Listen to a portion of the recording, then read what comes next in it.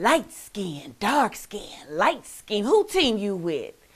Did Kendrick Lamar just lose his conscience card for choosing the wrong team?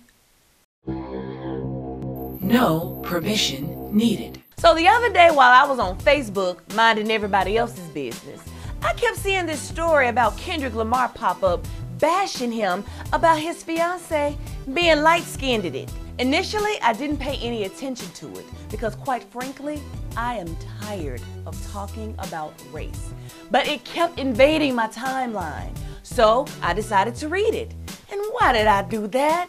I got so pissed off I decided to make a show about it. So this chick named Rashida decided to put up a post about Kendrick Lamar and his fiance Whitney Alford and captioned it, "Well, well, well, would you look a here? Another fake conscious motherfucker exposed. I will never support him nor his music with one dime of my money and encourage all dark-skinned women not to either." What the hell kind of bullshitty bullshit is this? Fake conscious? Fake conscious? First, let's talk about what real consciousness is, because I get so tired of hearing the abuse and overuse of this word. The prefix of the word conscious is con, and that goes back to together or with in Latin. The suffix of the word goes back to sire, which means to know in Latin. The word science goes back to the same root also. So in this context, to know something is to be aware of it or cognizant of it. Therefore, if Kendrick Lamar is aware of who he is and what he wants, and his fiance is aware of who she is and what she wants, it ain't nothing fake about that. Being conscious has nothing to do with the amount of melanin in your skin, has nothing to do with how dark-skinned you are or how light-skinned you are, but has everything to do with knowing who you are. Being able to perceive yourself and others in multiple dimensions. But you know what fake consciousness is?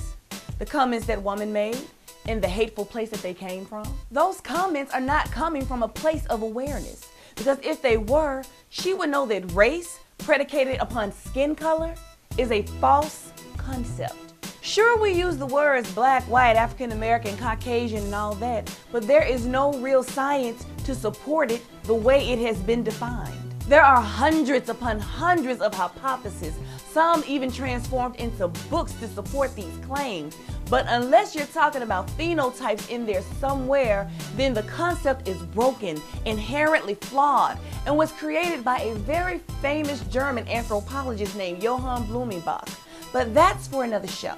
What fake consciousness is when a person doesn't realize their words, their views, and their actions are coming from a wound and not from their center or their true self. When they sway back and forth between being a perpetrator and a victim. When they blame other people for their own self-created defeat and want to punish others who do not look like them, because once upon a time, they were once punished for the same thing. When they began to imitate the very people they claimed oppressed them. That is one of the most dangerous and one of the most unconscious state of minds to be in, because no matter how much they violate somebody else, they still see themselves as the victim. And there is nothing, and I mean nothing, more vicious than a victim. What I also find comical is when these people come at others for not being black enough and betraying their people as if they too are not a product of this culture. They're coming at everybody, judging everybody, telling everybody they're in the white man system, but they're on shit like Facebook and Twitter. Who the hell do you think invented that? Now y'all know me. I'm gonna research the hell out of something before I post my thoughts about it. So I decided to do a little research on Miss Strober, and what I found out was she was bullied growing up for having darker skin. As a result, she grew up to hate light-skinned women and vowed to avenge all dark-skinned sisters by writing the play entitled A Dark-Skinned Woman's Revenge. Sounds like all the makings of a Marvel comic book villain, huh? And y'all know I look at things from all sides. So as short-sighted and insensitive as her comments were about Kendrick Lamar and his fiance, I do understand the underlying motive. Colorism is real, and this is the result. This light-skinned versus dark-skinned bullshit. I grew up in the South, where segregation is just as common as ice in the winter. When I would go out with two of my closest friends who just happened to be fair-skinned, I would be invisible to guys. To many of my light-skinned friends, I was considered dark. To my dark-skinned friends, I was considered light. So I had no idea where I belonged. When I was in school, I lost one of my closest friends because I wasn't light enough, my hair wasn't long enough, I wasn't skinny enough. And they started hanging with a group at the time that we called the light skin gang. On the other hand, I dated guys who told me I wasn't dark enough. So again, I was totally confused as to where I belonged. I've been called medium brown, paper sack brown, caramel, in the middle, and a whole bunch more. And of course I could have let all of this fester into hatred. But I didn't. I couldn't. My mother is a beautiful dark-skinned woman. So are my aunts. My great-grandmother was a beautiful fair-skinned woman. I am an array of all of these people. So why does it matter where I end up on the color wheel? It has nothing to do with my integrity, my character, my values. Colorism is real, but to participate in it is a choice. I get more into that on my blog, onechickarmy.com, so be sure to check that out. The link is below. And one last thing to Rashida Strober. I'm an entrepreneur, and let me just say this. You put yourself out there, so why you mad? You're doing all these posts talking about that you're not gonna take any interviews unless you paid for them and all of that. Do you know how many people would want to be in your position to be interviewed by national media? Do you know how much that costs? On average, that's $5,000 retainer for a PR person. So you said some stuff, some people are pissed off, it's causing a dialogue, stand in it. You're doing a daggone GoFundMe campaign for your play, but now you want to charge people for a daggone interview?